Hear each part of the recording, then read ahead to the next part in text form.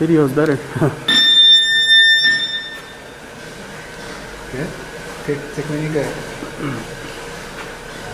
All right. That's it?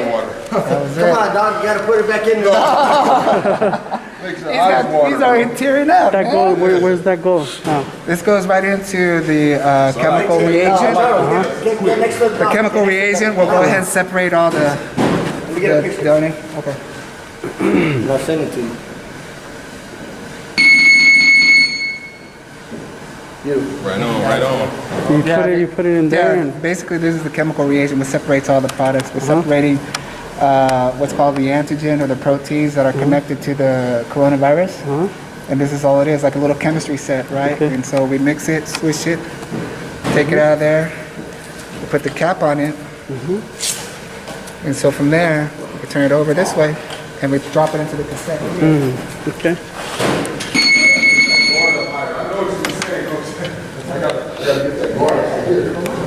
This isn't high. Yeah, that's not hot. So it's a little cassette, almost like a pregnancy test. You can see it now filling up the cassette.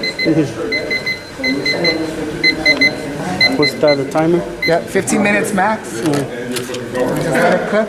Get your results. And once it's done, we put it inside the device to analyze it to make sure it's either negative or positive. How big of an issue do you think false positives are, like in like the pandemic results, or like overall just like what's going on, like a false positive, like? Well, if there is a false positive on the rapid test, the real quick backup to confirm it is what they call the PCR test, where we swab again, send it to the lab, have the lab analyze it a little bit more, you know.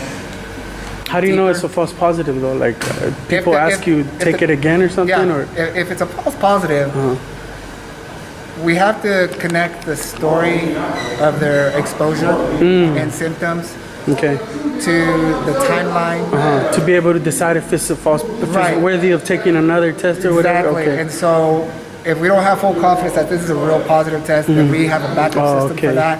But a lot of it has to do with timing of the test more than anything else. Because I've had people test negative, but were very symptomatic, and then 24 hours later they became positive on the test. So timing has always been everything. It's not really the device itself. Yeah. It's always been the time. So if you came to me and say, hey, you know, I'm at the gym over here watching these guys, a couple of those guys came out positive. Yeah. Do I need a test? Well, if you weren't wearing a mask, if you're wearing the mask down below or not at all, yes, you were in direct exposure because it's airborne, right? So it's all over the place. But you come to the office, you test negative. That doesn't mean you're gonna be negative, you know, over the next 2 weeks. You can convert in the next 3 to 4 days to positive. So surveillance is very important. And so that means the CDC says quarantine yourself. Definitely start doing that. And anybody else you're around, get them tested too. I think everybody's gotten so much better at understanding the directions now and what it takes to keep yourself safe and everything, that you see the numbers start coming down, which is what we always wanted. It took a while to get there. Yeah, it did. Yeah. All right, man. It's crazy. So when's your next trip? When's your next trip? Where you going now?